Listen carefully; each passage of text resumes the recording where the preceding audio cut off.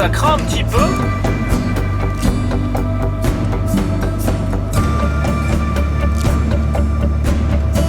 Parce que je suis en train de m'apercevoir que j'ai plus d'essence et ça fait un moment.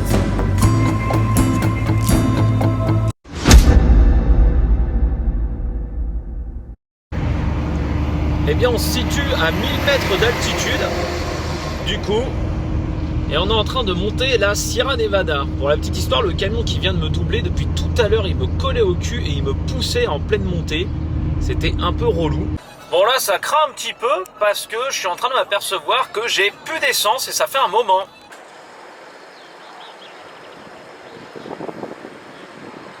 Pour info, en France, je suis à plus de 100 € du plein complet. Sachant que là, je me suis arrêté sur l'autoroute. Et vraiment, j'avais plus du tout d'essence. On commence à voir un petit peu les monts enneigés. Puisque là, on va tout simplement à la Sierra Nevada. Et c'est plutôt cool puisque j'ai trouvé de l'essence. Alors la Sierra Nevada, elle est quasiment enneigée toute l'année. Quasiment, je dis bien. Et du coup, c'est l'endroit sur lequel les Espagnols vont skier. Si vous souhaitez voir, je l'avais faite en Honda XADV en plein été, juste avant d'aller au Maroc. Elle culmine, je crois, à environ 2500 mètres d'altitude. Et elle offre un panorama exceptionnel et elle est située du coup à Grenada. Regardez, je vais vous la montrer dans le virage. Allez, c'est beau, hein.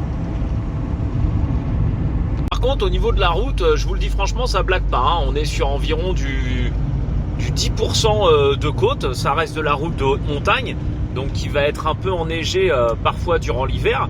Donc franchement, si vous avez un van, je dirais, de moins de 80 chevaux, vous allez le faire au couple, mais réellement, vous allez vous traîner comme pas possible. Donc là, on est en pleine semaine. La chance qu'on a, c'est que y a personne. Par contre, on a un panorama qui est absolument exceptionnel de chez exceptionnel, hein.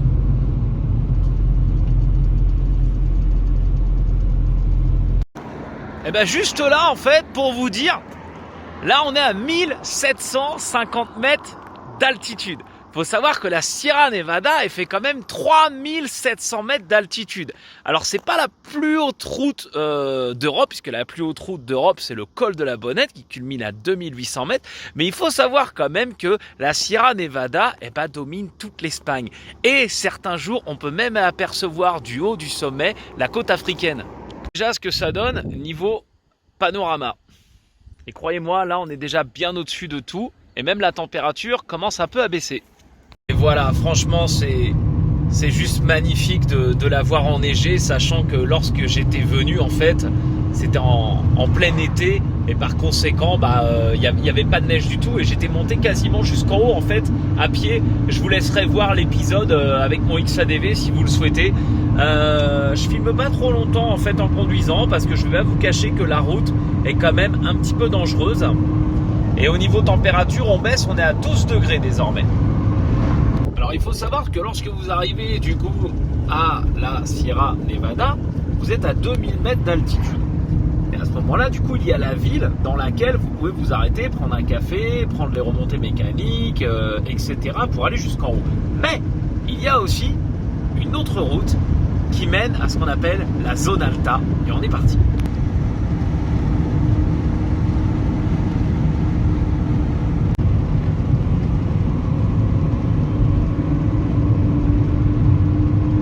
La dernière fois que j'étais venu ici, j'avais cassé mon drone quelques temps avant dans le désert des Tabernas.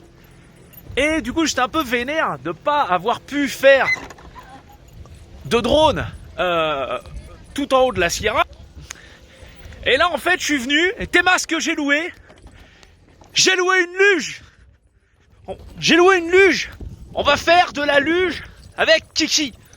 Alors, pour la petite histoire, en hiver, tu peux louer des luges. Alors, ils vont essayer de te vendre des luges 10 balles en te disant « Ouais, mais tu la gardes le temps que tu veux. » Bon, alors, ouais, c'est un peu niquer le commerce, ce que je vais te dire. Mais moi, vu que j'avais autre chose à faire aussi que de faire que de la luge, j'ai négocié le tarif et du coup, je lui ai proposé 5 balles. Et elle m'a dit « Ouais. » Du coup, j'ai pris ma luge pour 5 balles. Je sais pas comment ça va se passer pour faire de la luge là, mais j'en ai rien à foutre. Avec Kiki, on va faire de la luge. On va faire de la luge ou quoi? Il faut toujours qu'il frotte sa tête dans la neige, lui. Il me fait marrer, ce chien. Regarde-le. Il est con, celui-là. Franchement, c'est incroyable. Je tiens Sherlock en laisse parce que je sais que lui, il va vouloir aller les voir. Et regardez, c'est super beau.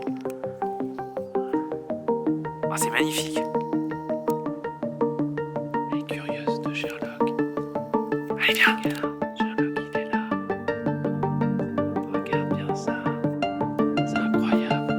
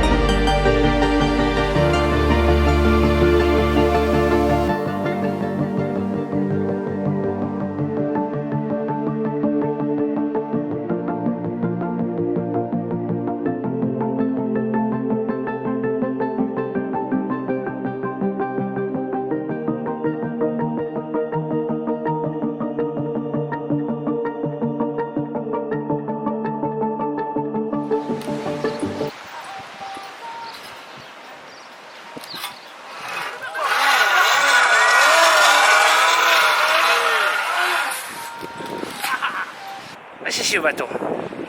Allez, va. Va attraper le petit bâton, tu veux bien. Le border terrier est un animal qui aime se sécher sur le sol. Celui-ci utilise une technique très particulière pour réchauffer son poil avec la chaleur accumulée sur les pierres.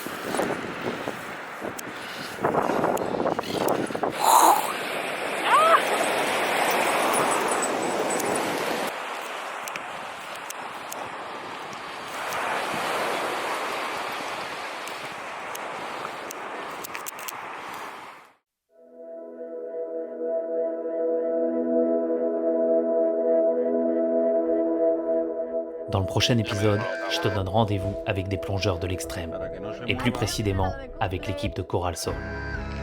Des amoureux de la nature capables de prendre des risques pour nettoyer et replanter les coraux les plus protégés au monde.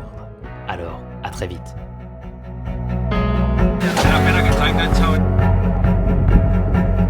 Ten cuidado. La piedra.